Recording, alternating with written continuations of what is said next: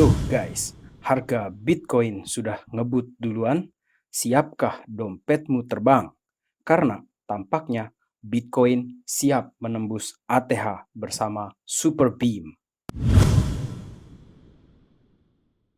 Welcome back everyone to Black Cuan. Terima kasih telah mengupdate berita kripto dari channel ini. Teman-teman, di kesempatan kali ini kita berbicara mengenai Bitcoin di tahun 2024 sudah ngebut duluan. Apakah ini pertanda ATH berikutnya?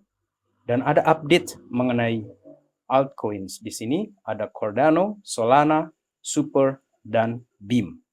Teman-teman, ketika mengupdate video kali ini, harga Bitcoin itu berada di 51.660 dolar, sementara Ethereum itu sudah berada di 2.700-an dolar, teman-teman. Luar biasa Ethereum ini. Solana, guys. Solana itu sudah berada di 116 dolar, sementara BNB sendiri di 332 dolar, disalib dia ini oleh si Solana. Kemudian, kalau kita melihat dua altcoins yang sering saya bahas beberapa waktu belakangan ini, selain Cardano dan XRP, itu ada Super. Super di 24 jam ini saja sudah berada di 1,12 dolar ketika merecord video kali ini. Dan kalau kita melihat ke belakang sedikit ya, untuk melihat seperti apa performa dari investasi selama setahun belakangan ini, di Super secara terutamanya di sini, guys, kalian bisa lihat seperti inilah kalau kita percaya dengan salah satu koin di dalam kripto di sini, ataupun kita sudah melakukan penelitian sebelumnya. Dan teman-teman, saya ingatkan, this is not financial advice guys. Tetap melakukan riset secara mandiri. Kemudian untuk 24 jam terakhir ini, terjadi kenaikan di peringkat ya, terutama di BIM ini, sudah di peringkat 58 market cap dia di sini. Kemudian secara harga di 0,028 di sini, 3% perubahannya selama 24 jam terakhir. Kalau kita lihat seperti yang terjadi di Super, BIM ini juga selama setahun terakhir ini, sudah terjadi kenaikan. Dan disinilah teman-teman, di dalam beberapa video Black Cuan terakhir kali ya, di beberapa video kita bicara, kayaknya ini area-area konsolidasi. Artinya dipertahankan ini di level 16, di level 20, jadi pernah turun sampai 0,015 sampai 0,19 seperti itu, bermain di range tersebut, dan ternyata BAM, harganya terjadi kenaikan terus. Dan ini seiring dengan terjadinya kenaikan di Bitcoin, teman-teman. Kemudian, apabila kita melihat ke Bitcoin kita di sini, total amount invested in Bitcoin back above 1 trillion dollar. Sudah berada di atas 1 triliun untuk market cap si Bitcoin-nya sendiri, teman-teman. Kita cek sebentar di sini. Ya, di sini sudah di 1,018 ya di sini, teman-teman, untuk market cap total si Bitcoin-nya sendiri di sini.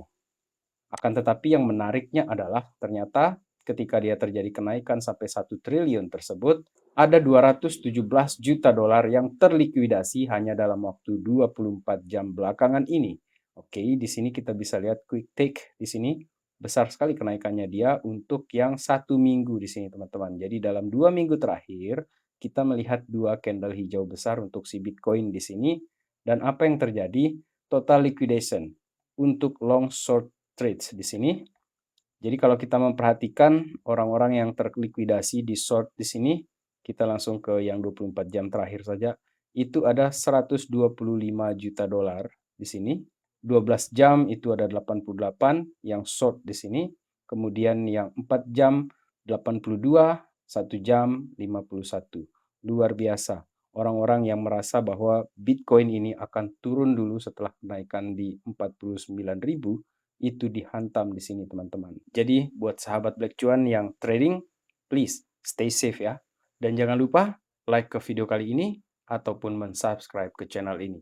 Thank you. Teman-teman, untuk Gary Gensler di sini, ketika dia melihat harga Bitcoin ini terjadi kenaikan, dia diwawancara di sini dan dia mengatakan bahwa Bitcoin ini tidak terdesentralisasi. Dan apa yang dilakukan oleh Gary Gensler di sini mengingatkan kita seperti pemain biola di dalam film Titanic itu ketika kapal tersebut karam. Karena selain dia mengatakan bahwa Bitcoin ini tidak terdesentralisasi, dia juga katakan Bitcoin is the leading market share of ransomware.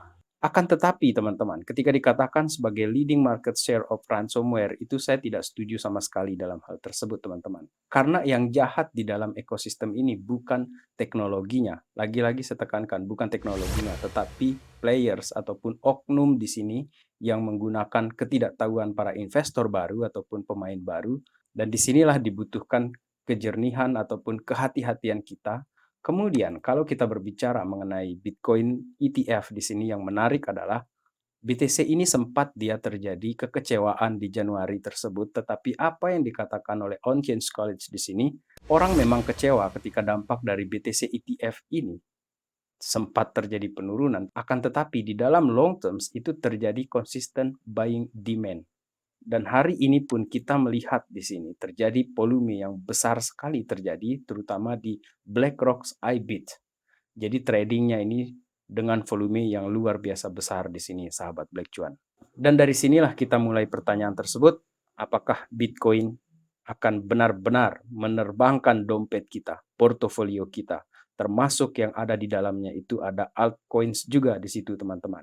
Karena apabila kita melihat di sini, mengenai altcoins market cap yang tampak 10 besar di sini, crypto total market cap excluding top 10, mengecualikan yang 10 besar teman-teman, ini sudah terjadi breakout dan ini confirm.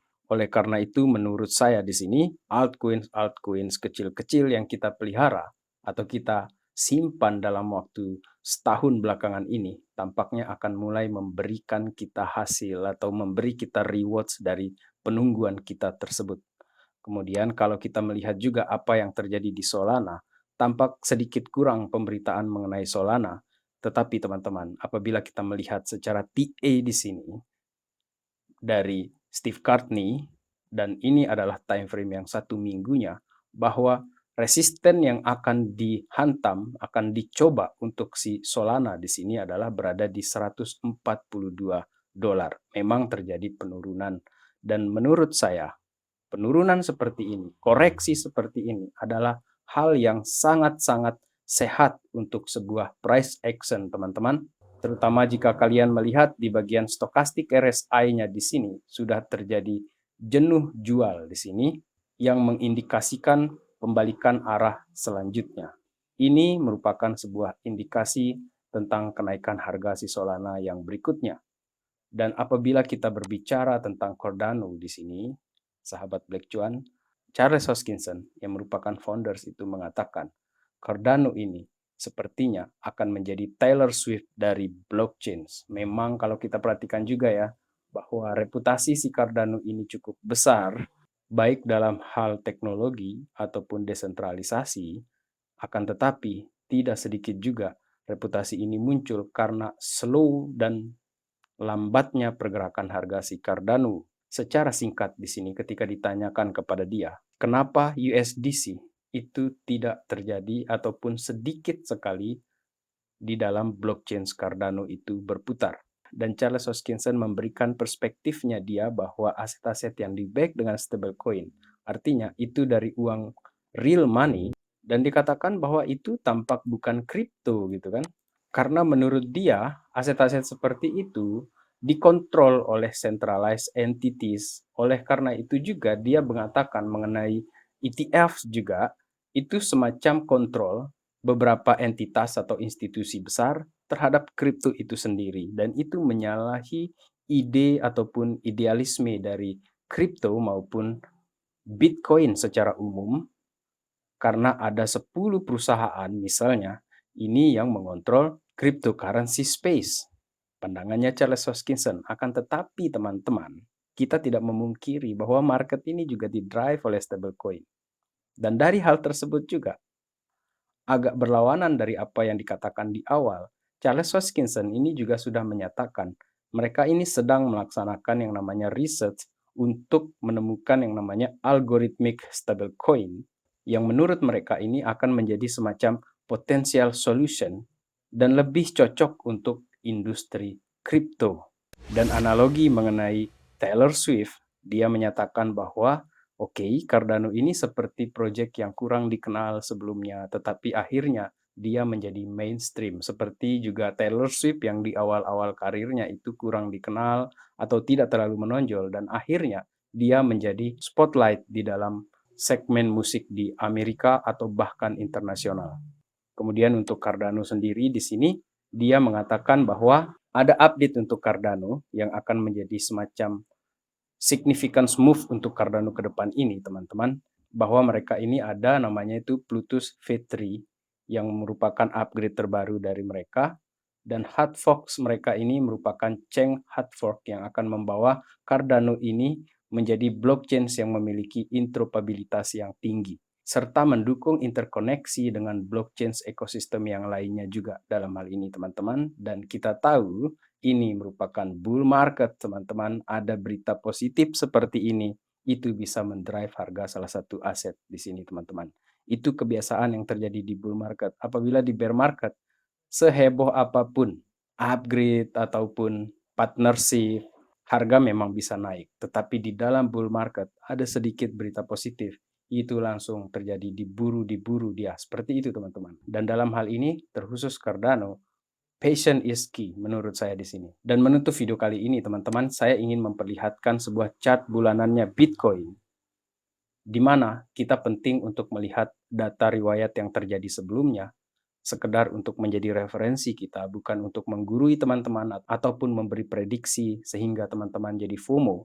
Teman-teman, apabila kita memperhatikan di sini dari RSI-nya, kita sudah berada di resisten yang juga pernah terjadi di bull run 2015, 2019, dan 2023 ini terjadi pola yang sama. Apabila kita memperhatikan candle-nya di sini, ketika terjadi RSI menyentuh di resisten yang pertama di sini, itu terjadi merah di sini, teman-teman, dan barulah terjadi kenaikan setelahnya. Kemudian di 2019 terjadi juga hal yang sama, tetapi RSI-nya ini tembus, hanya terjadi satu candle merah di sini. Ini kita zoom in di sini, teman-teman, candle merah di sini. Dan sekarang ini kita belum melihat ada satupun candle merah di sini, yang artinya kita menunggu dia terjadi breakout di sini dulu, baru setelah itu ada koreksi sedikit, dan setelah itu tancap gas. Atau di sini menutup candle bulanannya, kemudian terjadi koreksi sedikit di sini, dan baru dia akan melanjutkan ke $100.000 per satu Bitcoin.